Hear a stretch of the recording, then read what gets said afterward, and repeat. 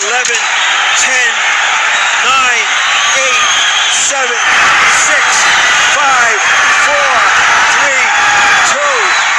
What a fight! I think Berlanga won it. Juan, the Hispanic causing panic, Lascano.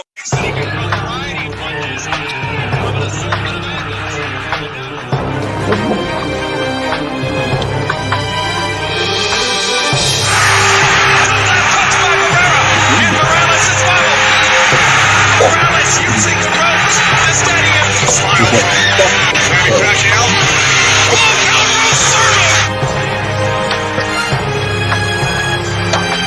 It doesn't matter though.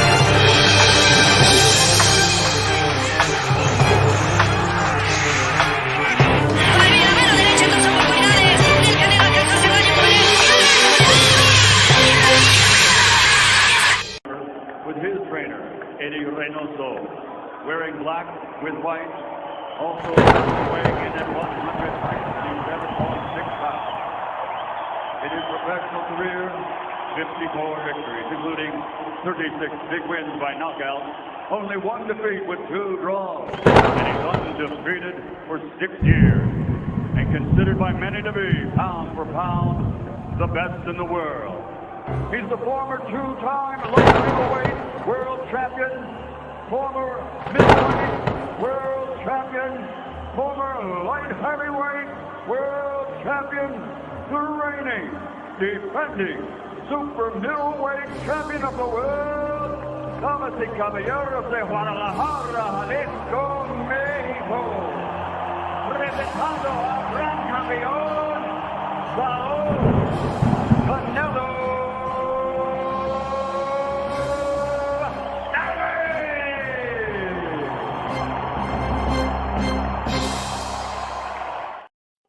Thanks to those joining me live, those that be joining me on the archive, D-Style Boxing. Here, make sure you hit the like button if you're listening on the archive, and share this on all social media platforms. Subscribe if you like the content. Also, hit that bell button so that way you're notified when D-Style Boxing comes on live. Every Thursday, we do the roundtable here on D-Style Boxing or on Ringside Reporter. It is we just alternate it every week, and don't miss the 200th episode of the roundtable. Ringside Reporter, put it in your calendar. 7 p.m. Eastern time next Thursday should be a great show, and HCP will be back. Next week as well. It should be some great stuff. If you haven't already, check out the content. The great roundtable we had yesterday, and then of course an HCP show. Shout out to Anthony Sanchez already in the chat. Those watching on X, you come on D-Style Boxing here on YouTube, subscribe and join the chat and the conversation. Mantis in the building. I appreciate you with the support, being a member, and if you want to consider for only 99 cents a month, you could join the membership and support D-Style Boxing, the movement here. Everything that comes through this channel specifically, it all goes back to the sport in some shape or fashion. That's a decision I make. I mean, I don't need to do that, but that's what I choose to do. And like the last 2 months of revenue from the channel, they went to a to help with a boxer out in Australia who's going to be coming to the United States soon to participate in Youth World. So it always goes back to the sport in some way, shape, or fashion.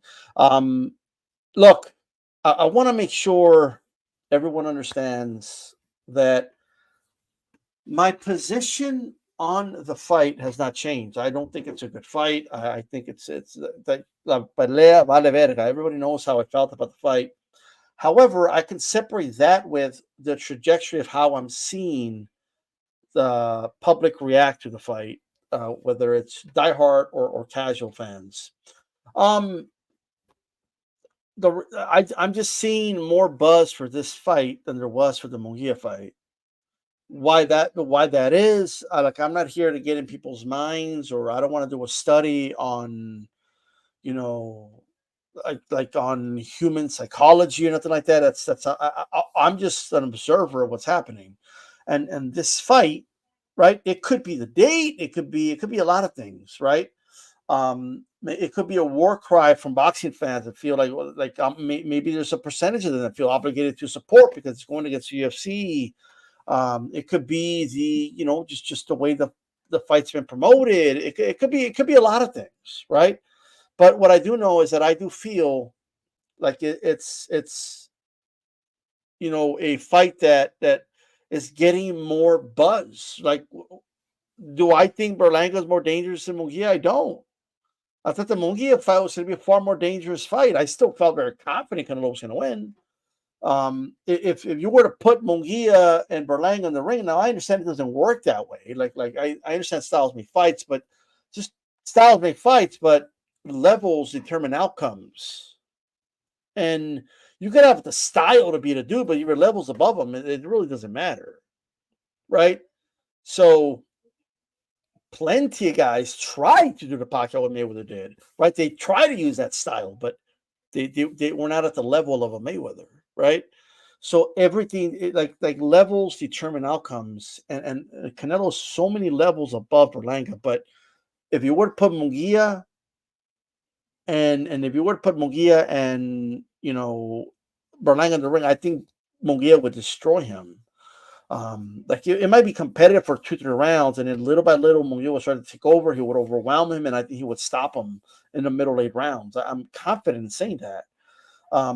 But at the end of the day, he's going to be Berlanga's going to step in the ring with Canelo Alvarez. Shout out to Mantis. I appreciate the support. $10 super chat. This may not be a great fight, but it feels like a great event. Emphasis on the capitalized great event. Shout out to Mantis. All right. I definitely I appreciate it. You. Yeah. What is your profession? I'm a potter. So.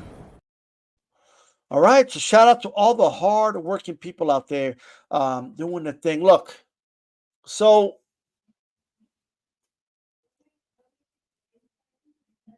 let's talk about this fight. I don't want to dive too much on things I already touched on ATP and the roundtable.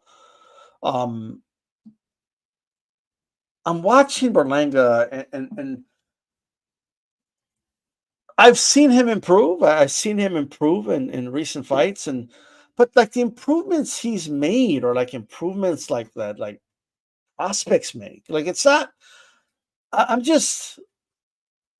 So he went from knocking everybody out in the first round, falling in love with his power, and then, I mean, like guys figured out how to kind of like, let me just stay away from him. That's all they really did. They stayed away from him and for the first round or two, and waited for him to punch himself out a little bit, and then they started to make they rough him up and boxing to move a little bit, and then just don't just wait for Berlanga to make the mistakes, and that's what he would do.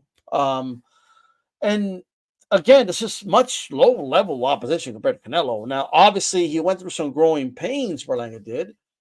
And I think they were better for him in the long run, just knocking everybody out in the first round and help develop him and put him in a position where he could improve as a fighter.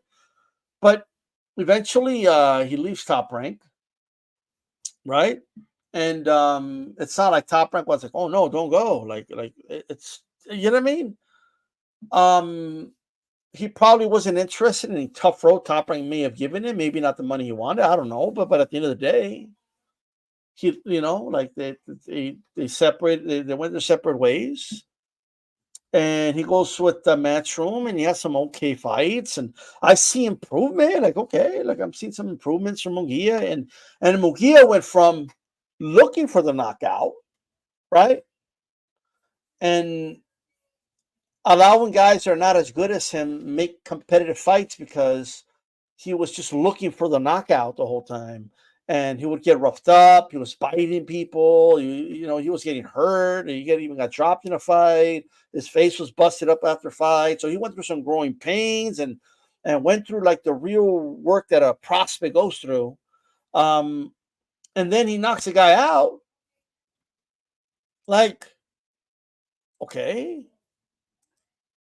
And all of a sudden, so he went from looking for the knockout to he finally was patient, let the knockout come, and because of that, got the knockout. And now I'm expected to believe that Berlanga made leaps and bounds of improvement, right? I'm expected to believe that Edgar Berlanga, like a dude that was fighting at a prospect level, semi-contender level, right? Like top contender, and showing some improvements and really improving on bad habits and improving on things that were keeping him from becoming a real bona fide contender. Like, we're not talking about like a great fighter that was making great improvements and like adding layers to his game or something like that. We're talking about a fighter that was going through growing pains, a fighter that had very bad habits, and he finally put it all together in a fight against a guy that is nowhere near Canelo's level. So he goes from, I'm looking for the knockout desperately because he fell in love with his power, to realizing, okay, I'm not going to knock any. Okay, wow, he learned that he's not going to knock everybody out, and some fights are going to go the distance. Man, oh yeah, you're ready for Canelo, right? Like, you know what I mean? I mean, like, this is this is what we're talking about here. This is the stuff dudes learn when they're prospects. You know what I mean? I'm not saying yes, he's showing improvement. That's good. All right. Cool. And he went from going to war with dudes that he shouldn't have been going to war with, to like maybe doing a little better, but still going the distance and learning how to fight, how to go the distance, and how to manage his like his energy, and his energy is fight night, and how to be better prepared, be more poised. All these things he learned as I mean, these are all things you learn when you're a rookie in the sport. These are things that fighters they do 4-rounders and 6-rounders and 8-rounders and other. But like in Australia, I've seen them do 3-rounders and 5-rounders, but it's whatever. It's not uniform everywhere. That's a little strange, but I kind of like it. It's an odd number, like less likely to be a draw. But you're seeing that, and you're kind of realizing, okay, I see, because I keep hearing, oh no, Berlanga, he's improved. Even Berlanga himself will say, oh, I improved. I mean, man, last fight, the trainer, the dude told me, Corey, whatever the dude's name, McCory, whatever the dude's name, I forgot. Oh yeah, his trainer told me, you pulled a miracle. You fought nothing like that, right? So he went from knocking dudes out of the first round, right? He went through that run. So then he couldn't knock anybody out, right? When they stepped him up a little bit, but just a little bit, right? And then they kept him in the same level. He still couldn't. Like, not only was he not knocking the dudes out, he's going life and death with these dudes, right? And then he learns how to stay more poised and how to control the fight a little better against slightly better opposition, and learning how to go the distance and winning comfortable decisions. To then now, finally, he went from, I'm no longer looking for the knockout, I'm letting the knockout come. And then people are talking about how this dude has done vast improvement, right? Not that many people, by the way. But like, so I'm acknowledging that he's improved, but what I'm telling you is these are things that people learn, that fighters learn in their rookie stages, right? When guys finally start doing 10-rounders and before they're even top contenders and they started learning these things, right? Now, improvement is better than no improvement, right? Going from looking for the knockout to letting the knockout come is another improvement, right? But now I'm hearing the opposite, right? Now I'm hearing people say, oh yeah, what he needs to do is he needs to go out for, a friend told me, I'll say, it's not like a big secret. Like Carlos, you gotta probably told me that Dwyer, right? Sorry if you didn't want me to tell people. I just don't think it's like a big secretive thing that we can't tell people. You know what I mean? But shout out to Carlos and Al Sheila and all them. They did a show, so you guys want to check that out, by the way. But Dwyer came out and said, oh, he needs to go out for broke. And he's not the only one saying it. Oh, he needs to go out there. He needs to go for broke. So you want Berlanga to do to Canelo what he was doing against, like before. So he did all these improvements to revert back to what he was doing before. You want him to go backwards. You want Berlanga to just go for broke, try to look for the knockout early, instead of letting the knockout come. So now you want him to fall back on what he was doing before that wasn't working against very low level opposition compared to Canelo. when he was looking for the knockout before, right? Very aggressive in the first round, is knocking everybody out in the first round. Then it wasn't working anymore. What were guys doing? All they were doing is playing it very safe in the first round, letting him punch himself out, and that was it. That's all they did. That's really all they did. They didn't do anything else. Like, it's not like that's not rocket science and how to avoid that. Yeah, go out there and blitz Canelo. What you were doing when you were, before you improved from that very primitive style, right? Or not style, approach. You improved from that very primitive approach. And now people are saying that he needs to revert back to that. Go back to what you were doing before you improved. Okay. And I get the logic. The logic is, well, look, he's not going to outbox Canelo. So if he has any shot, even if it's slow, is to go for broke early. Okay, well, that, like, I'm just going to tell you guys right now, that's not going to work. That's all Santa Claus say. That's not enough. It absolutely is not enough, because he said that around the time I was talking about the little improvements like Berlanga made. Berlanga made improvements prospects make. Berlanga made improvements that matchmakers and promoters and handlers of fighters want to see before you actually step them up against top contenders. Those are the improvements he made, and they usually want to see these improvements done as a pattern, and they want to see it progress further. He's done it one time, right? One time he fought a semi-smart fight, right? Even though I'm looking at film, he's still stumbling every time he misses, stumbling forward, right? He's too front foot heavy, meaning he's putting all his weight on his front foot most of the time and telegraphing what he's about to do, right? And when he doesn't do that, when he's trying to not telegraph, right, he looks stiff as fuck because because it's not natural to him. And it might have worked with that opponent because Berlanga's better than an opponent. That's not a high-level opponent. But somehow that's going to work against Canelo. So either you're going to fight your natural way, which is you're putting way too much weight on your front foot, right? And that's number one, which makes it very difficult to move back whenever Canelo does attack or counter, right? Or you try to not do that, which is going to make him process. The processor in the mind's going to be thinking, don't put a weight on your front foot. Don't fight that way. You want to be even. Put weight in the back foot, whatever it is. But you're not fighting naturally as Berlanga when you do that, right? I will say this: Berlanga's always had a really good high guard, right? But the guard falls apart the moment he starts to throw punches, and when people punch with him, it falls apart. It falls apart when he's in the line of fire. Right? And anytime your guard collapses that easily, right? Because it looks good. Like when no one's throwing punches, Berlanga looks tight. You know, he's got the elbows tucked in. You know, it looks like he could just block those body shots no problem. You throw one punch at a time, Berlanga's right there. Boom, boom. Like, you know what I mean?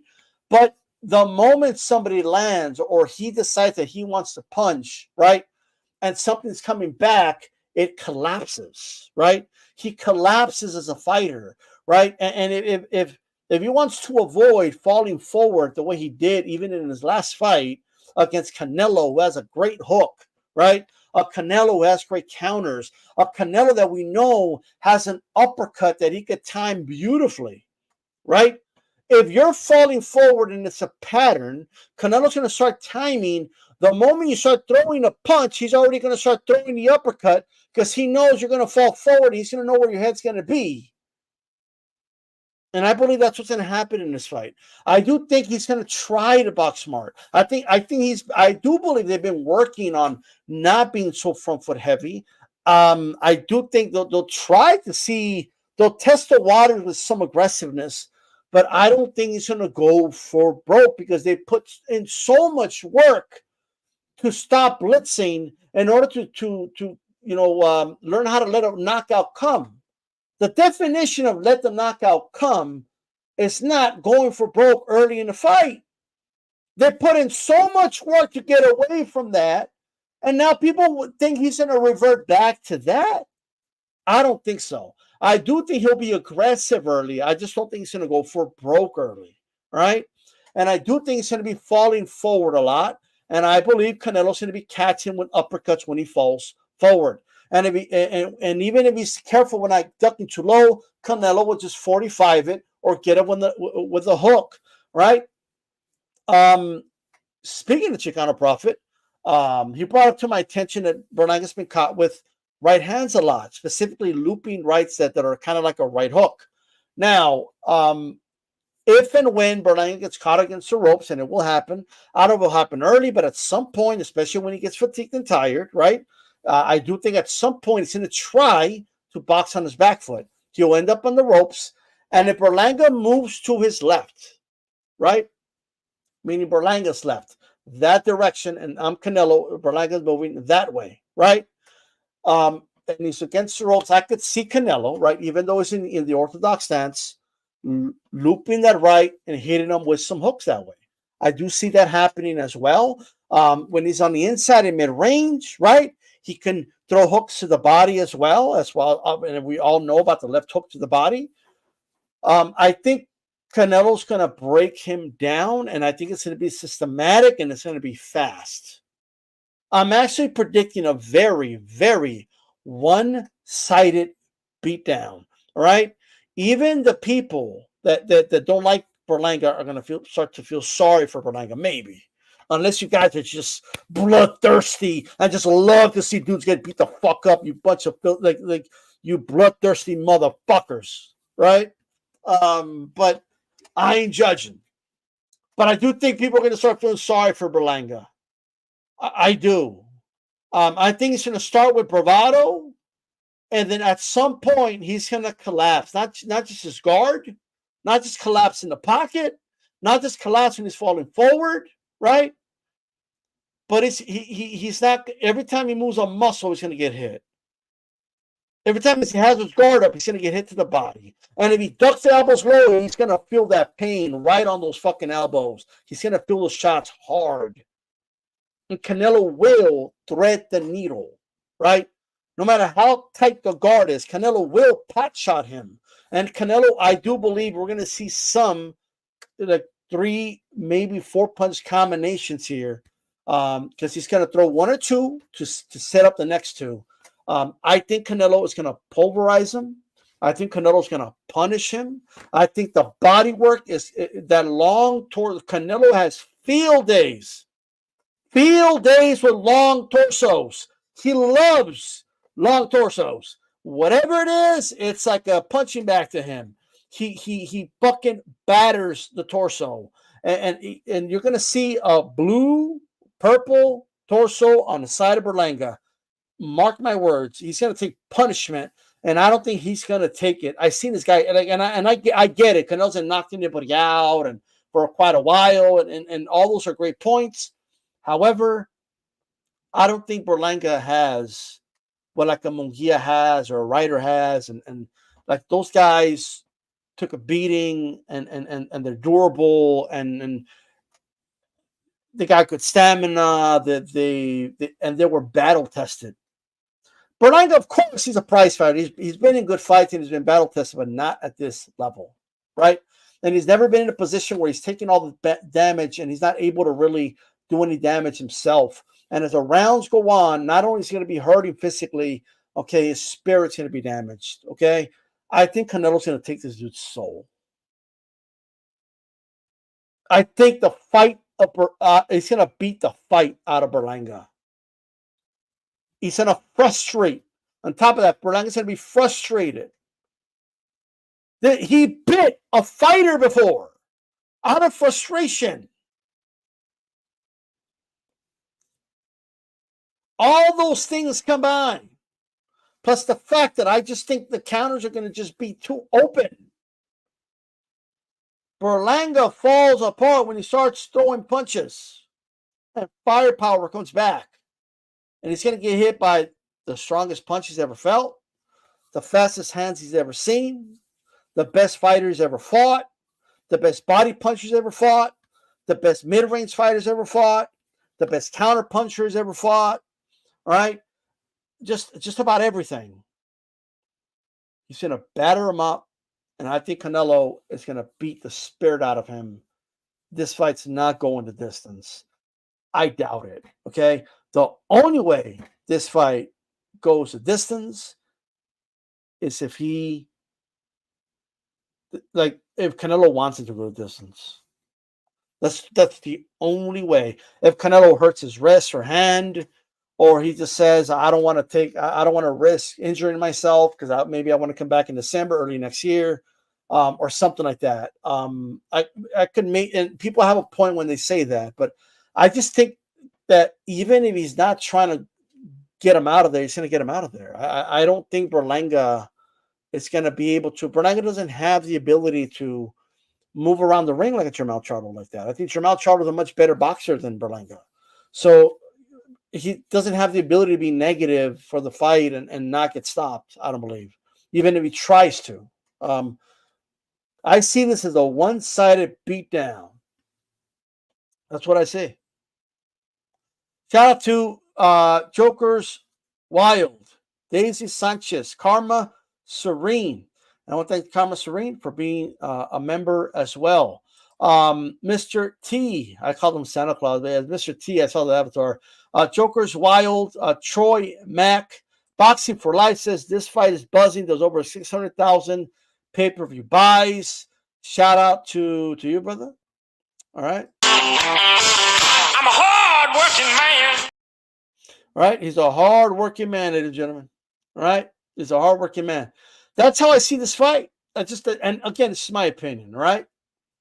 That's all it is. I'll leave you with this. Just, I saw a video on Instagram and it inspired me. And I thought the guy made such a great point. I'm not like this guy that goes on like spends hours like watching reels and stuff. But once in a while you see something, and I'm not even big on like inspirational stuff. But I will say this. I thought the guy made a great point, and I will say this. And me, myself, I need to reflect a little bit, right? I've gone out of my way to try to make people understand my point of view. And I need to stop insulting people's intelligence. And I need to make sure that the people that want to come at me and people that want to talk shit about me, the people that don't like me, are not going to do it anyway, right? That's just a reality. That's life, right? And people are going to say what they say. It doesn't matter. It doesn't matter. Like, there's people out there that it doesn't matter what my opinion is. They're going to shred it apart because they don't like me personally, right? That is just the way it is. It doesn't matter what I say. It doesn't matter what position I take. They have already made up their mind about me, right? There's people out there that have already made up their mind about you. They already have an image in their head, right? The idea of you is how they see you, right? If anybody wants to get to know me or whatever it is, they'll ask, right? I'm not going to be doing this thing where I'm over explaining my positions anymore, right? I'm not going to be doing this thing where I go out of my way to show people why I'm unbiased, right? If people think I'm biased, they're going to think that anyway, right? It doesn't matter if it is. Like, I see myself as a very objective thinker, but I do understand that it's my objectivity, right? And I already know this. Like, I already know not everyone's going to agree with it, but anyone who has already made up their decision that for whatever reason, whatever I say, they don't respect what I say anyway. So even if it doesn't align with their beliefs, they're going to find a way to disagree anyway. They're going to overlook the things they agree with and focus on the things they disagree with, right? The people that said, hey, you criticized the Canelo Berlanga fight, you said it wasn't a good fight, I'm going to unsubscribe. Well, what you could do is you could go fuck yourself, and you could, like, don't let the door hit you on the way out. Anybody who said, you don't call out Canelo enough, right? You're being a Canelo fanboy, and I think you should be shredding him more. I'm going to unfollow you. Well, what you could do is you could go fuck yourself. I don't give a shit what you do, right? Anybody who tells me, hey, why do you have this person on your panel? I don't like that person. And if you have people like that, I'm not going to watch. Well, then don't watch, right? I don't give a shit. I don't give a fuck anymore, right? My fucks are over. I got none to give anymore, right? None. Go try that shit somewhere else. And if there's somebody in the chat I don't like, or I don't like your message and I want to get rid of it, it's my channel. I could get rid of it if I want. It doesn't matter. I don't give a fuck, right? I think I give people more than enough freedom to disagree and agree and give your thoughts or whatever. If I say I don't like echo chamber, that's why I bring different perspectives on my show. What do people do? Oh, you're an echo chamber. Like, it doesn't matter what you do. People are going to know. It doesn't even matter. People are going to do it anyway, right? And if you out there, you have someone that doesn't like you, don't even worry about it, all right? Let them think about you, right? All right, great minds talk about ideas. Great minds, okay, talk about, what they want to do, and they surround themselves with people that want to talk about ideas and things and events and stuff like that, right? Little minds, short minds talk about people, right? They throw shots on Twitter to people. They throw subliminal shots at people. That's what little minds do, right? And I'm not going to engage in any of that behavior. I am here to talk boxing, and if people could take it or leave it. I've never begged anybody to be subscribed to me. You don't need to subscribe to me. Okay, I've never done anything of the sort. All right. So with that said, that is my message to y'all over there. Okay.